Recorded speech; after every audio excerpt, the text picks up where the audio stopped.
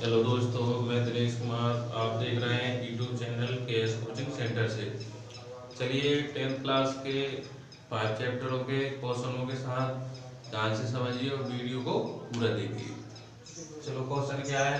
सामने आपके सामने लिखा हुआ है, क्वेश्चन लिखा हुआ है, देखो।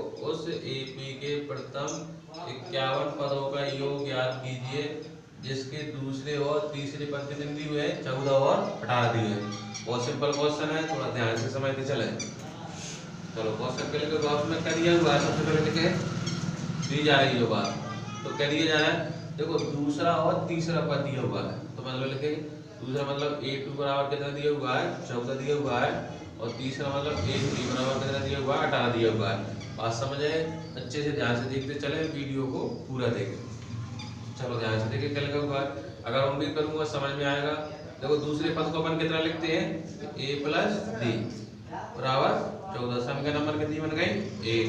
और तीसरे पद को कितना लिखेंगे? A + सेकंड D बराबर कितना बन गया? 18। सम के नंबर कितनी हो गई? 2। तो आप दोनों को माइनस कर सकते हैं, कोई दिक्कत ही नहीं है। माइनस माइनस माइनस तो सेम हो गए, तो कट गए। 2 में से 1 D कम करा तो कितना बच गया? माइनस का मेरा 1 D बचा, कोई दिक्कत नहीं है। 18 में से 14 माइनस करूंगा तो माइनस का 4 बचेगा। माइनस से माइनस कट जाएगा, तो D बराबर उम्मीद करूंगा आपका 4 आंसर बनने होगा। आप भी आराम से कर सकते हैं, कोई दिक्कत नहीं। अब D का मान सभी का 1 है, तो किसी में भी रख सकते हैं आप। देखो, D का मान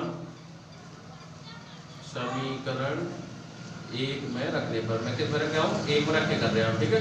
तो एक अपन समझे ध्यान से, कौन सी है? देखो, A + D बराबर में दिया हुआ है मेरा कितना? 14।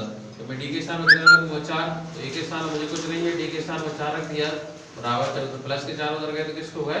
माइनस के। तो 14 माइनस कितना? 4। तो A बराबर कितना आ गया मेरा? 10 आ गया। उम्मीद करूंगा आपको D का मान और A का मान समझ में आ गया होगा। अब उसने क्या पूछा था? 51 पदों का योग ज्ञात करने के लिए।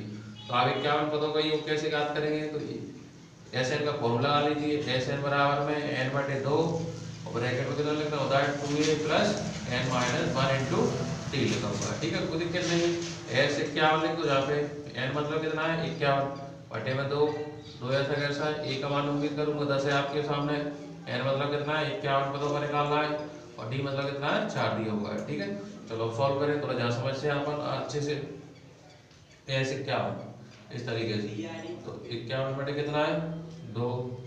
देखो, 2 से गुणा कर दो, 2 इधर कितना होगा अपना?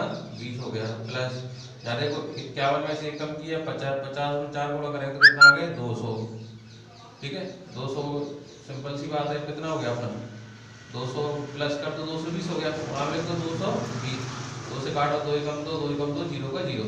कितना आ गया? 51 गुणा 110 आ गया। कोई दिक्कत नहीं, अच्छे से आ गया होगा। 110 का 51 गुणा कर दो, तो 1 का करूंगा तो 110, 5 का करूंगा 5 का 5, 5 का 5 और पहले 0 0 5 0 1 5 6 और 0। मतलब कहने वाला ये मेरा बन गया 56 10। तो आप आंसर आप समझ सकते हैं। अतः आप आगे लिख सकते हैं कि 51 पदों का योग कितना हो गया आपका? 56 10 हो गया, ठीक है। आपके सामने नेक्स्ट क्वेश्चन और है, थोड़ा उम्मीद करूंगा इससे समझे। देखो, समय की अगर अपन बचत करना चाहें तो आप समझ सकते हैं। इस तरीके के क्वेश्चनों को आप खुद भी सॉल्व करना चाहें तो आराम से कर सकते हो। मैं आपको एक सिंपल टेक्निक देता हूं, ध्यान से देखें। तो क्या लिखा हुआ है? तो किसी एपी के 7 पदों का योग 49 और प्रथम 17 पदों का योग 288। योग मतलब सबसे पहले आप क्या लिखेंगे? dr लिखेंगे, ठीक है। तो 7 पदों मतलब क्या हो गया? S से m का मान कितना हो गया आपका? 49 हो गया। तो इससे आप सभी के नंबर कितनी बनाएंगे? 1 बनाएंगे। 17 पदों का योग कितना दिया? तो S 17 बराबर कितना हो गया? 289 हो गया। सभी के नंबर कितनी बनाओगे आप? 2 बनाओगे। इसी तरीके से दोनों से S का सम वाला फॉर्मूला लगा देंगे, योग ज्ञात करने वाला, जिससे A और D का मान आपके पास निकल जाएगा। और बाद में जो पूछा जा रहा है, ऐसे आपको क्या पूछा गया है? n पदों का योग ज्ञात करना है, तो लास्ट में आप योग वाला फॉर्मूला आप लगा सकते हैं इस तरीके से, ठीक है। उम्मीद करूंगा क्वेश्चन आपको अच्छे समझ में आ रहे होंगे, ठीक है। अगर ऐसे ही नए क्वेश्चनों के साथ आप चाहते हैं तो जुड़े रहिए केएस कोचिंग सेंटर से, ठीक है। अगर वीडियो अच्छा लगा तो वीडियो को लाइक करें और शेयर करें।